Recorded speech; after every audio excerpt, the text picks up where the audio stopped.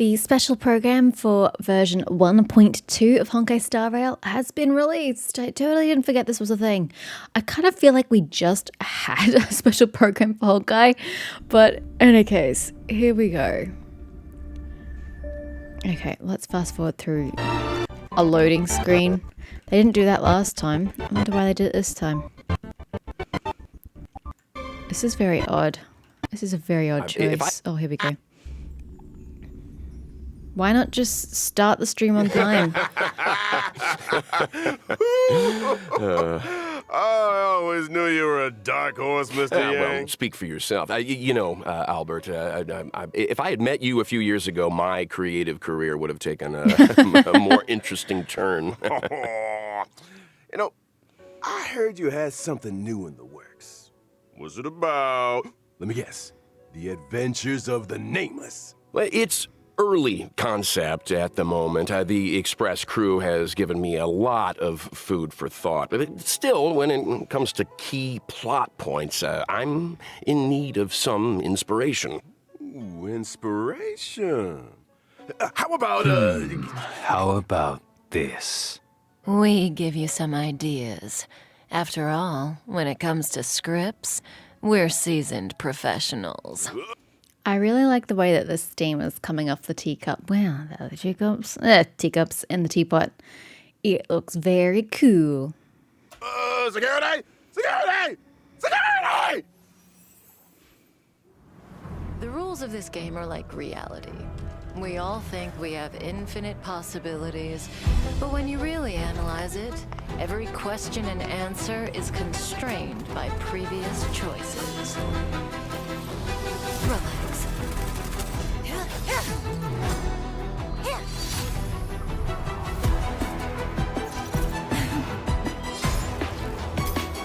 Time to say bye. Boom. I didn't realize we'd be getting Kafka so soon. I thought it should be like a further down the track. Something like, they dangle before you but don't give you. Stop showing me the city I haven't been to yet. You think another knave in face can blot out the sin of your past?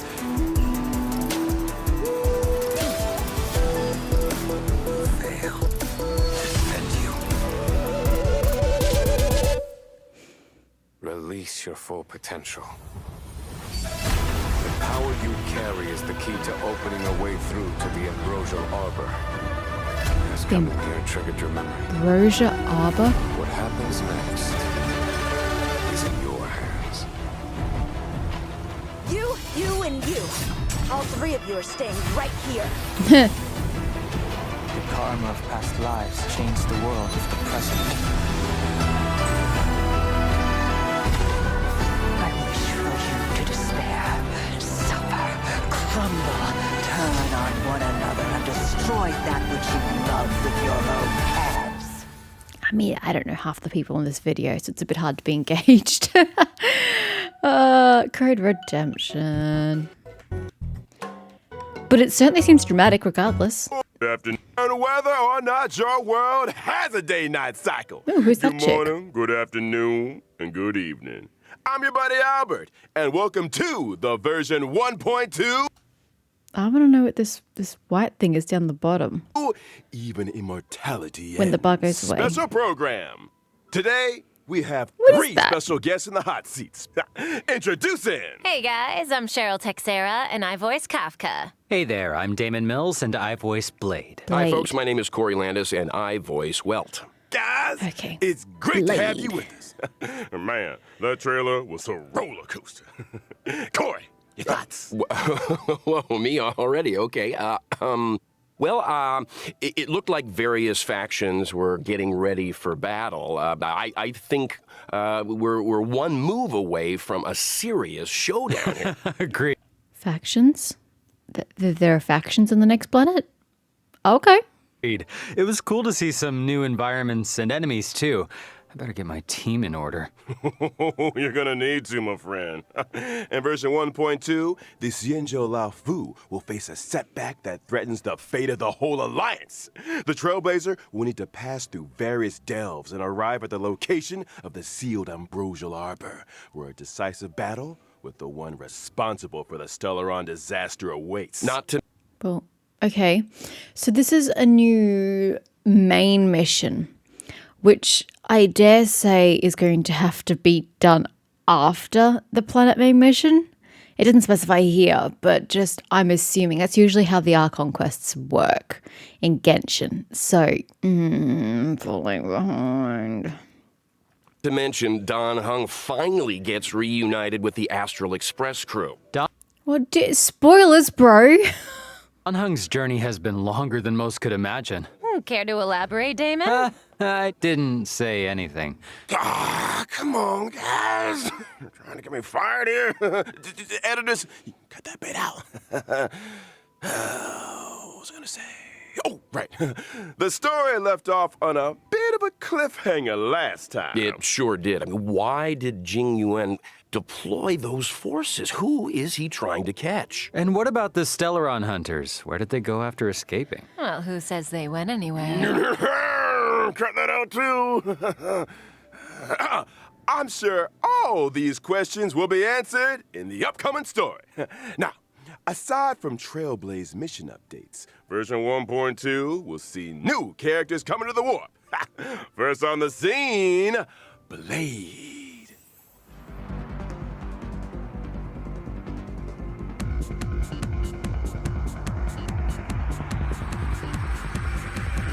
It sounds pretty cool. I mean, I've said it before, but I'm not a fan of any of the faces in Honkai. I don't like the artistic design that they've gone for the faces, and even the hair to some extent. But I think the designs on this I have planet a question are nicer. for Damon. If, say, there were 5 people, would I be one of them? I don't know. Yeah, me neither. Don't look at me. I don't know anything about anything. I'm going to assume you learn about this when you get to the second planet. I'm going to assume Kafka is part of these Stellaron hunters, since that seems to be kind of what she's doing things with Stellarons. I'm a little unclear on her goal. So is she working with Blade, or is Blade working with her, or are they two completely different entities? I guess I'll find out eventually. Okay. Well, I'm pretty sure I'm not one of the 5 people, but here is a fact for you. Whenever Blade gets scary, it's the Mara flaring up. Isn't he Is the always scary? He usually does what I tell him. what? Oh, okay, yes, I they are. should probably unpack that a little. Blade relies on Kafka's spirit whisper to suppress the Mara inside him. Yeah, that's what I meant don't to know say. what that You know, is. most of the time, Bladey's a nice, quiet boy. Totally. He's not a strong communicator, that's for sure. I'm pretty sure half my recording sessions have focused on 2 sounds. Number 1, Number 2, I can believe that. It's strange that a lone wolf like you would brilliant. want to team up with the Stellaron hunters. Unless Kafka's spirit whispered him into it. Kafka was more of a go-between. The real reason Blade joined was because Elio promised him the outcome he desired. Outcome? Meaning vengeance? Look, I'm certain Who's Elio? I feel so behind. someone on the Express has been having nightmares about this guy. Not just vengeance, a funeral. Wait, what? A funeral. his own to be precise. Huh? Through unexpected circumstances, Blade became immortal. His body recovers from the Bruh, why are you giving us all these spoilers? Can't you just let us figure this out when we play the game?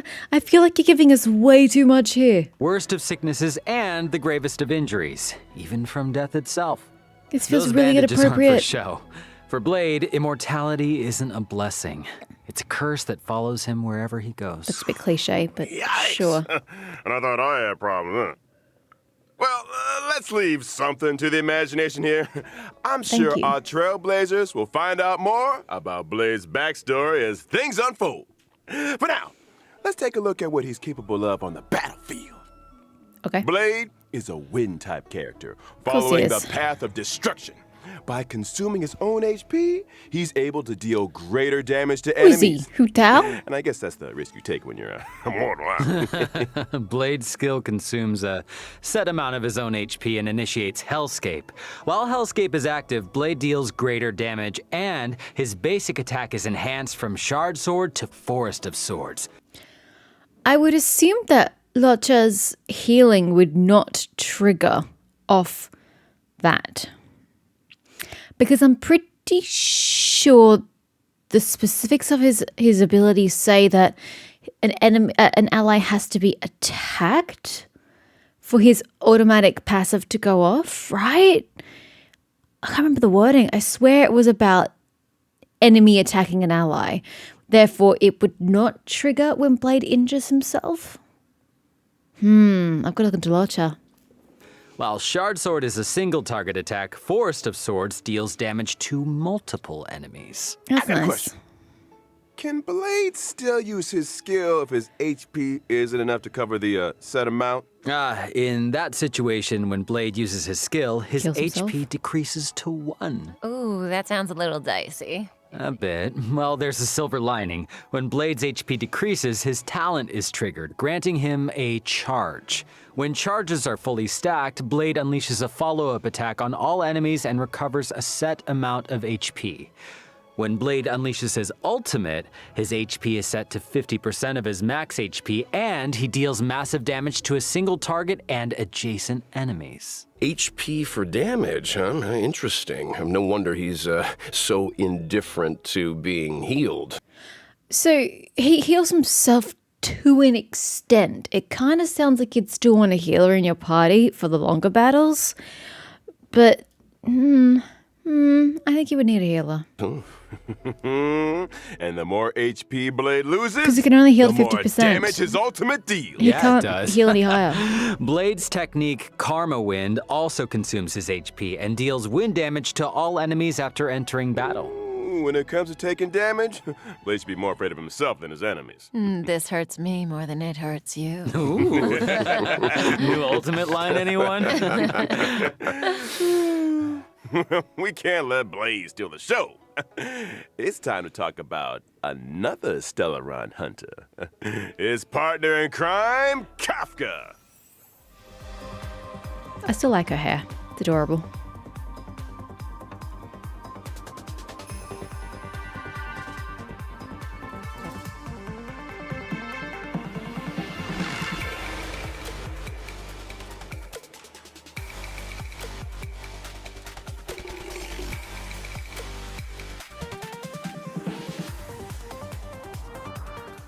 Kafka's a familiar face at this point in the story. She was the first person the Trailblazer set eyes on, and meaning Kafka must have been there for the Trailblazer's first words, the first step.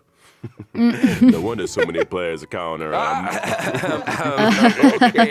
Okay. I don't think that's gonna get past the editors there, Albert. No. Look, what I am interested in is this. Look at the cute Since little kitty. Kafka appeared on Herta Space Station, she's managed to implant the Trailblazer with the this Civil Stellaron, War? hijack the Express's signals, and draw the crew onto the Xianzhou La Fu. It almost feels like she has the Trailblazer's destiny in the palm of her hand. It's like Kafka said, when it comes to scripts, the Stellaron hunters are seasoned professionals. Well, that might be the case, but that's not to say the Trailblazers' choices aren't important. What's a script without a director? Reach the end of the story. It kind of feels very an arrogant statement for a character to make.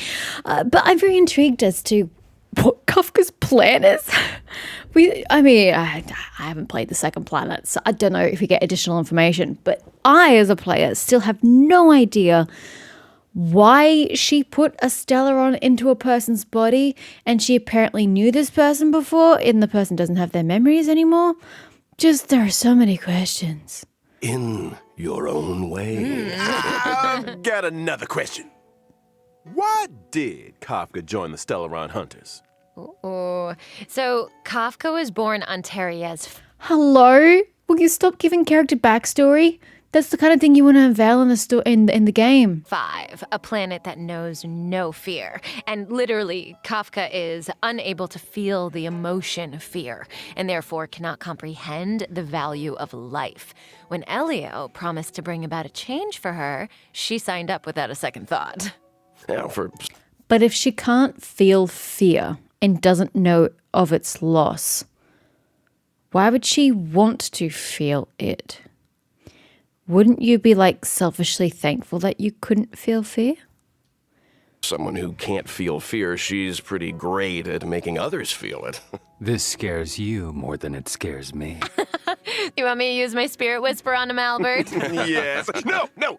I mean, let's move on to Kafka's combat, shall we? And it's the first time I've heard I thought Spirit you'd never Whisper. ask. I don't understand what that's Kafka all is about. a lightning type character following the path of nihility, and she can deal additional damage over time to enemies. Her skill deals lightning damage to multiple targets. If an enemy is afflicted with DOT, they receive an additional bout of DOT damage. That is to say, if an enemy is already afflicted with DOT, they receive additional damage both during their turn and after Kafka's attack. That's right. Not to mention, additional damage doesn't replace existing DOT. I mean, did you think Kafka was gonna take it easy on him? Come on. And separately, after an ally uses a basic attack, Kafka will launch a follow-up attack. Kafka's ultimate, on the other hand, deals lightning damage to all enemies with a chance of shocking targets and immediately dealing additional damage to those already shocked. Kafka's technique can attack all enemies within a set range and deals lightning damage to all enemies after entering battle. Who was that redhead dude? She likes elegant things, and there's a Never certain seen him before. elegance to combat. Kafka's abilities are kind of terrifying. Her enemies are like flies trapped in a web, slowly taking damage. I'm less interested in her ability to damage people who have dots on them, because that presupposes that you're attacking more than one enemy at a time. And although I like AoE, focus fire is also a thing. So I don't think I'd really get the advantage of all of Kafka's abilities. However, her attacking when someone uses a basic attack is quite useful. Until... Boom. Ooh, hey, that was pretty good. Yeah, from HP sacrificing maniacs and emotionless sociopaths to the coolest kid on the block. It's time to introduce our next character. What? Hey, that is a little harsh. Also, since when did Welt become the coolest kid on the block? Think again. I'm talking about the born and bred Bellabog hero, Luka. Oh, come on. Who's Luka? Oh, so that's why they showed the redhead. He was going to be the next character. Okay.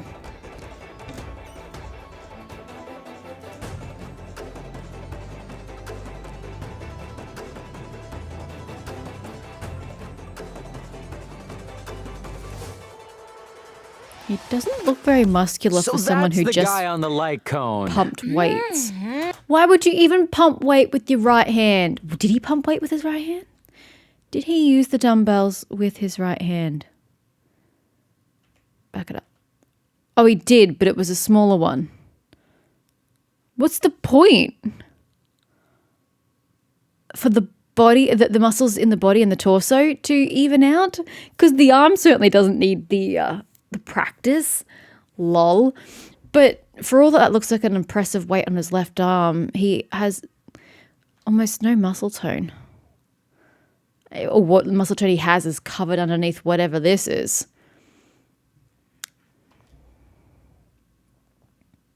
Oh, I've accidentally hit him. Didn't know how that happened. Sorry. So that's the guy on the light cone. What light cone? He What looks light a little cone? different on the light cone. Luka is an underworld fighter that goes by the moniker Luka Strongarm.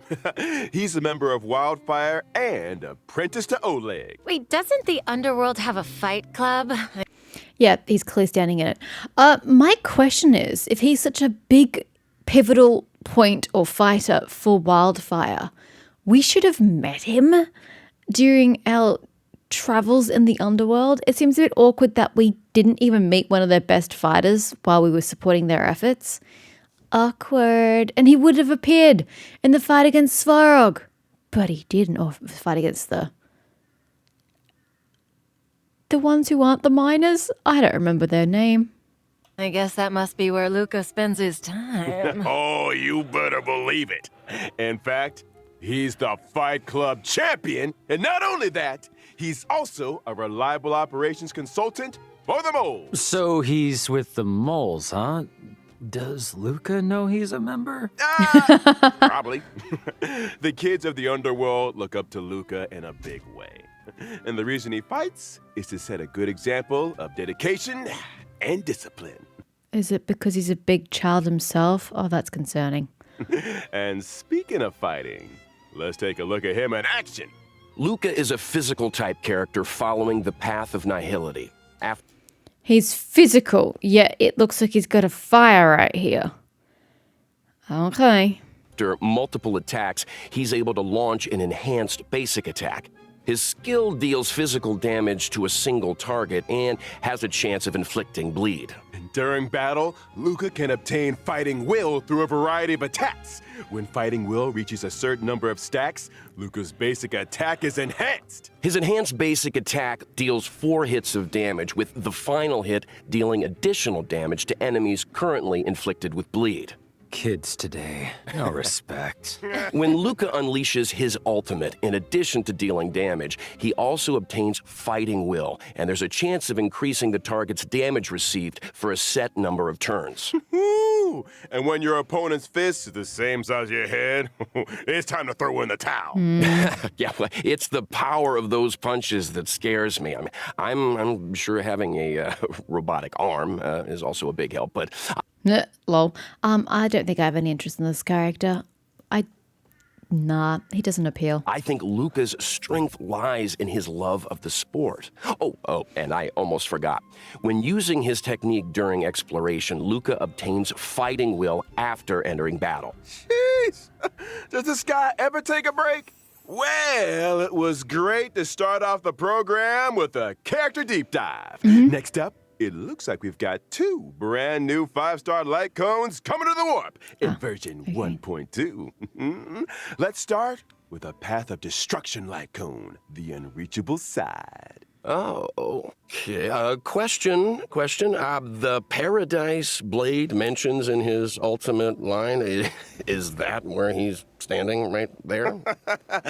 I don't know what paradise means to you, Corey, but a barren sword-filled wasteland isn't my idea of a vacation. Speak for yourself. Here's a fun fact. Each of those swords had an owner, and Blade was the last one to see them alive. Oh, whoa! So he killed them for their swords. Only a brutal, calculated, jealous mind could do something like that. Stop! The maniac and sociopath segment is over. Moving swiftly onto a 5-star Path of Nihility light cone. Patience is all you need. Here we see our resident sociopath again. Okay. Well, looks Calmly like eating Kafka's dinner. waiting for the main course to arrive there, huh? What do you think's on the menu? What do you mean waiting for the main course? Bro, this is a steak, isn't it? How is steak not a main course? You wanna guess? What are you looking at me for? Come on, nobody eats out, right? During the first phase of version 1.2 in the character warp, Lost Soul, Trailblazers can obtain the limited 5-star character Blade. During the same phase, in the Light Cone event warp, the drop rate of the 5-star light cone, the unreachable side, will be boosted. And during the second phase of version 1.2 in the character warp, Nessun Dorma, Trailblazers can obtain the limited 5-star character Kafka and 4-star character Luka. Yeah. And during the same phase in the light cone event warp, the drop rate of the 5-star light cone, Patience is all you need, will be boosted. I don't think I get excited about characters in Honkai the same way I do in Genshin. I mean, I was excited for Seela and Himiko because their abilities are disgustingly good. But other than that, I'm not passionate about any character. Like, just looking at the previous lineup and then this lineup, I'm just like, eh. I mean, I'm ignoring the 5-star. The 5 stars obviously are good, but the 4 stars are kind of just meh. They don't fill me with excitement. And that's a wrap on banners. Whew, I need to lie down. Don't go anywhere, Trailblazers. I don't mind getting Kafka, but I think Blade would be interesting to have in the party. Although he seems very self-destructive, shall we say.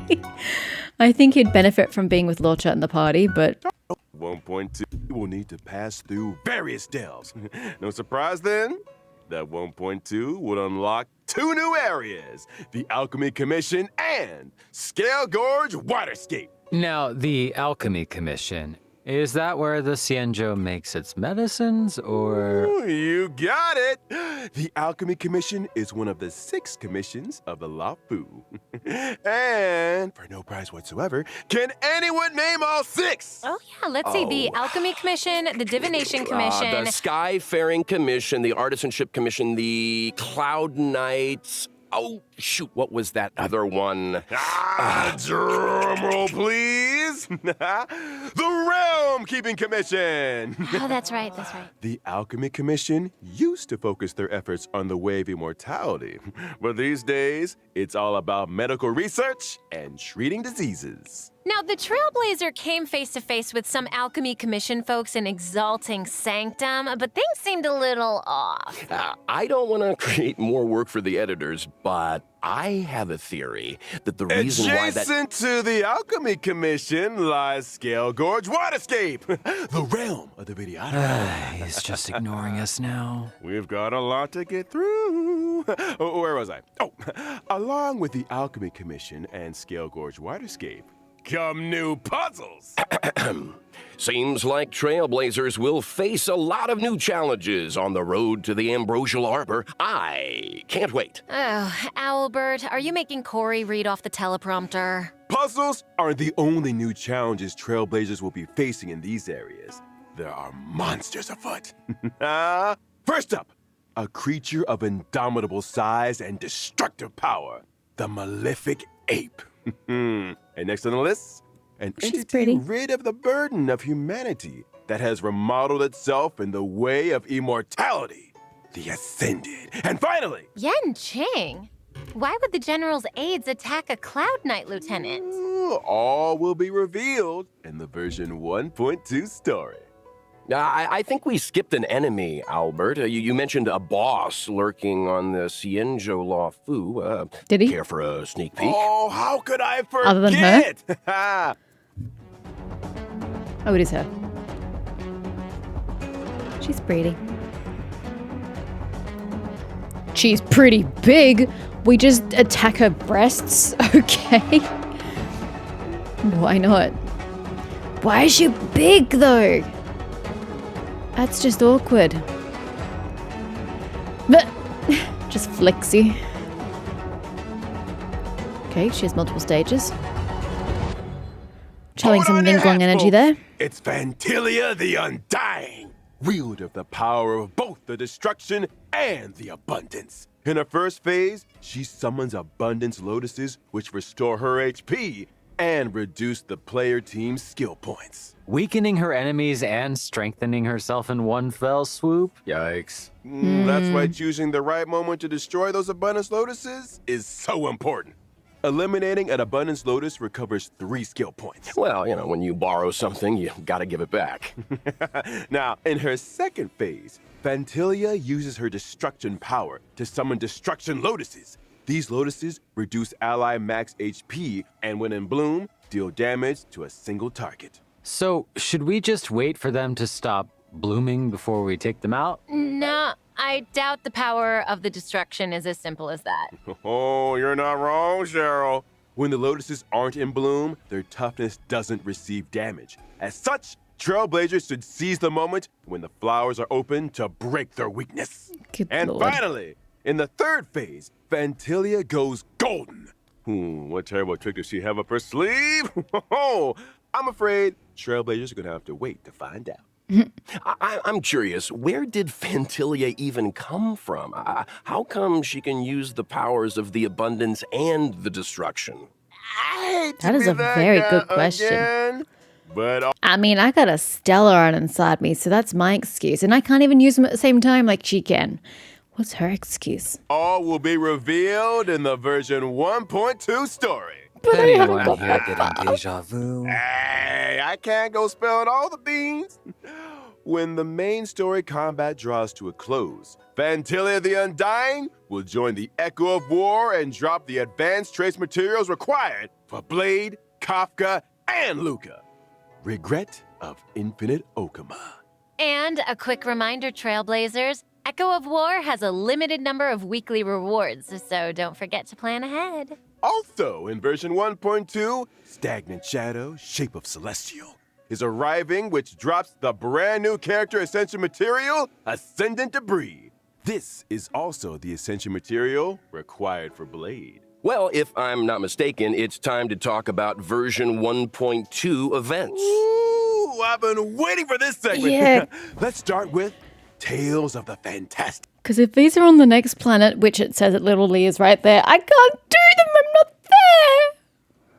The crisis on the Xianzhou Laofu has subsided, and the feats of the Nameless can be heard on every street corner.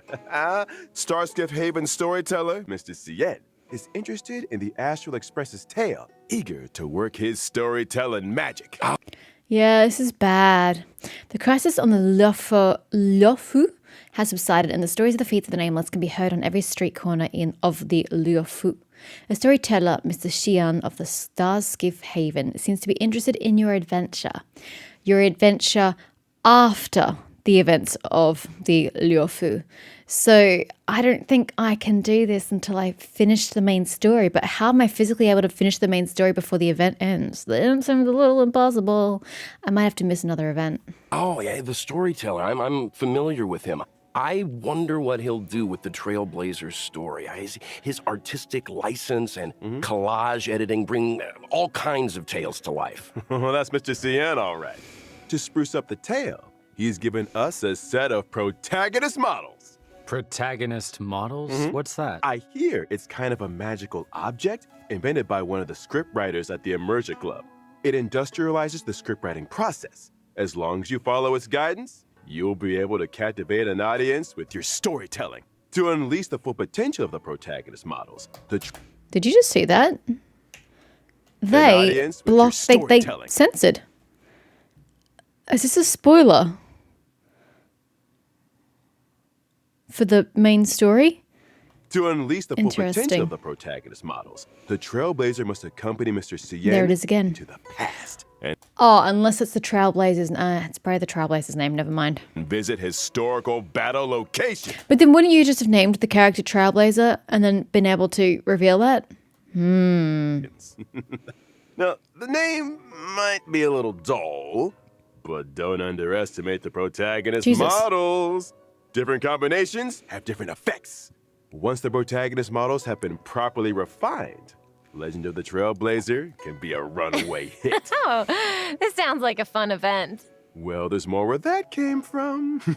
The next event is called Underground Treasure Hunt. The Yeah, like a underworld Bellabog. appraiser, Yay. Bellaway the Miner's Lamp, is making a comeback. They say that in Bellabog's great mine, ancient ruins have been discovered where many rare treasures and relics are waiting to be identified.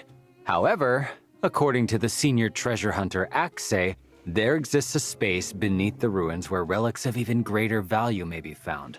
The only thing is, the road to the ruin depths is filled with all kinds of danger. Treasure hunters must steel themselves and explore sealed areas in order to progress deeper into the ruins. I'm sure these sealed areas are full of hidden treasures, but there's always a catch. Surprise and danger rolled into one. I'm sure Kafka would get a kick out of this. Treasure hunters will need endurance, courage, and insight if they want to succeed. It's almost certain that the sealed areas will contain enemies, but supplementary items and keycards to other sealed areas are the secrets to progression. This is a solo mission, right? It sounds like a tough challenge to take on alone. Oh, they won't be alone. During exploration, treasure hunters can be sure to run into familiar faces. Let's hope that we're happy to see them. So do treasure hunters get any kind of special rewards? Of course! In the underground treasure hunt event, aside from the usual Oh Stellar my Jade, god. 80? They are so generous with the Stellar Jade in this game. treasure hunters can obtain the themed Where's the Rabbit chat box. Isn't the rabbit in the chat box? It's a treasure chest. What I'm trying to say is the theme of the chat box is called Where's the Rabbit? Okay. So the rabbit's in the treasure chest, right? In version 1.2, the message and chat box functions will be enabled for the first time. Nobody Trailblazers cares. can obtain and swap between chat boxes. And I'm not just talking about the friend Who chat. cares? I'm talking about the game's character interaction chat boxes too. Oh, I love the rabbit design. It seems like something Clara would like It's too. so unnecessary. Yeah, so cute. Put Do you your energies think, towards something Svarog could have worthwhile. designed it for Oh, her, maybe? Interesting thought. Safe to say that chat boxes will continue to get updates. Trailblazers will be able to view and swap between those they already have, as well as view those they've yet to obtain. On to the next event.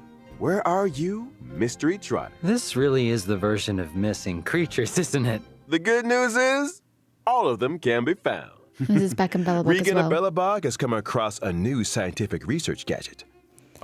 Are we supposed to know this person? Because I don't think I've met this person before.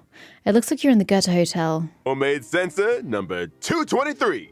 The device is able to detect mysterious coordinates that display abnormal readings. I recognize that abnormal reading. Isn't that just a trotter? Oh no, don't tell me that we have to fight it. I mean, sure, it's a little scary, but it's cute, right? If I told you it dropped Stellar Jade, would that change how you feel, maybe? Yeah, Yes. that thing's bacon. Yeah. Sorry. You know what's tastier than bacon? What? Forgotten Hall updates! In version 1.2, the Ah, brand there's new you, memories of Xianzhou. No! You guys didn't say it was locked behind a Forgotten Hall experience.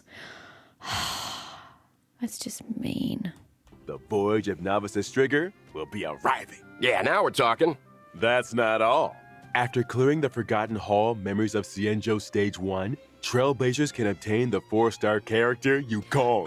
Cool. In addition to the Forgotten Hall, the simulated universe will also be receiving an update in the form of World 7.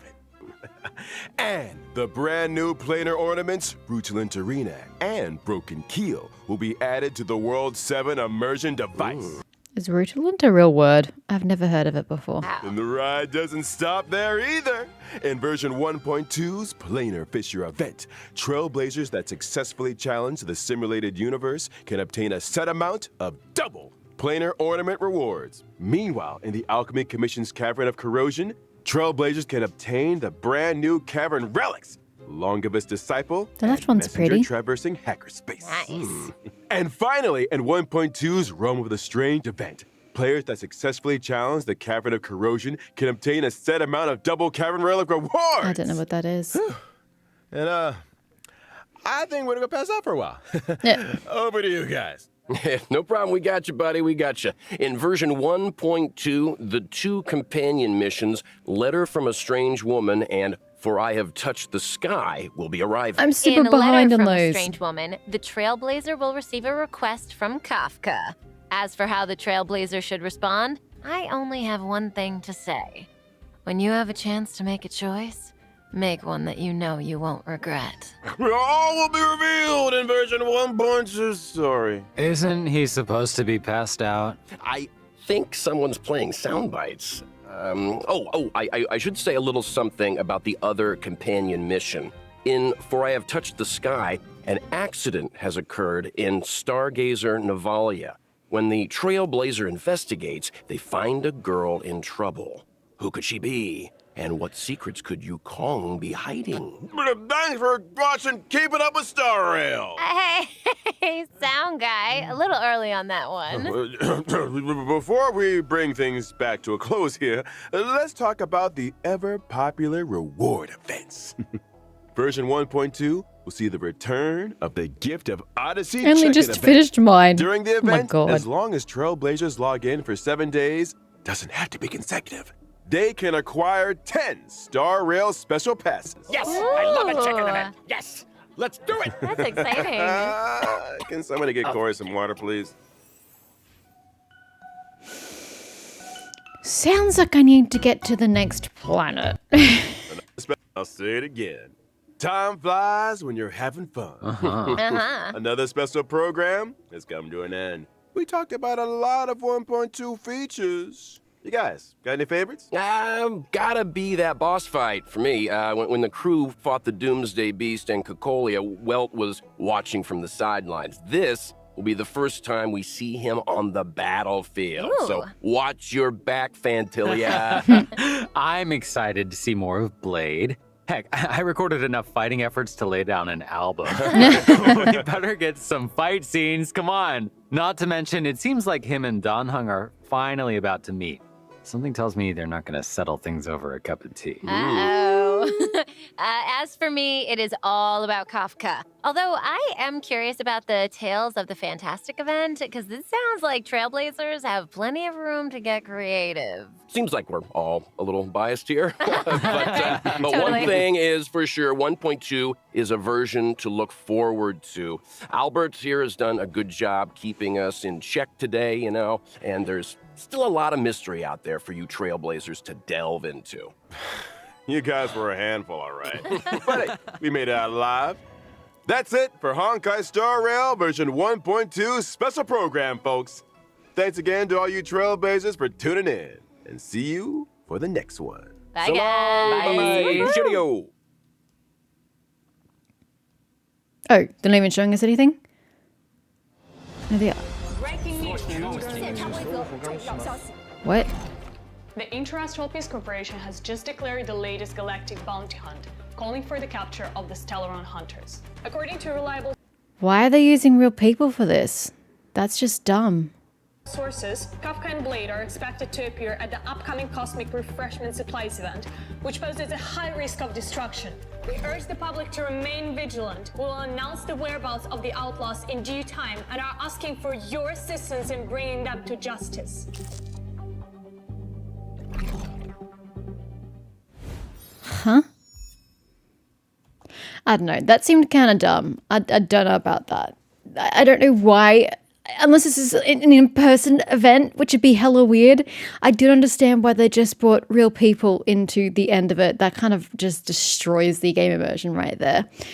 As for reactions to this, I feel like they're appealing to a different audience than me with these special programs for Honkai. Just the maturity level seems a bit low, and the jokes seem targeted at people like half my age. I don't know, particularly Albert. I don't know. It doesn't seem like he's geared towards someone of my age, and I'm not even old. So I don't know. I think that's just a bit awkward.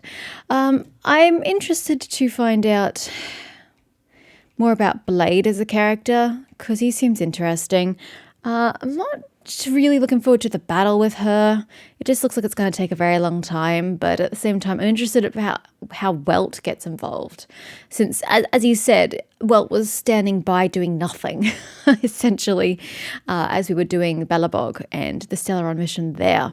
But now he gets involved, so how is she more deadly than a Stellaron? That's going to be an interesting thing for me. And I'm interested in the history between Dan Hung and Blade because I've got nothing to go on there. So, yeah, I like him as a character. As I said, I'd have to have like a massive change in my party to cater to him, so I'm not quite sure how that will go. Kafka seems useful. I don't think I'd use her correctly, but she's useful enough. Luka bores me. I have no interest in him whatsoever. But it definitely sounds like I need to just hurry up and get to the second planet because I'm going to start missing out on a lot of events by not keeping up with the main story. But like, I don't have time to do all these things, especially when Genshin has the event at the moment, you know. But yeah. So yeah, it looks interesting. Just it's hard to get excited when I don't think I could do half the content.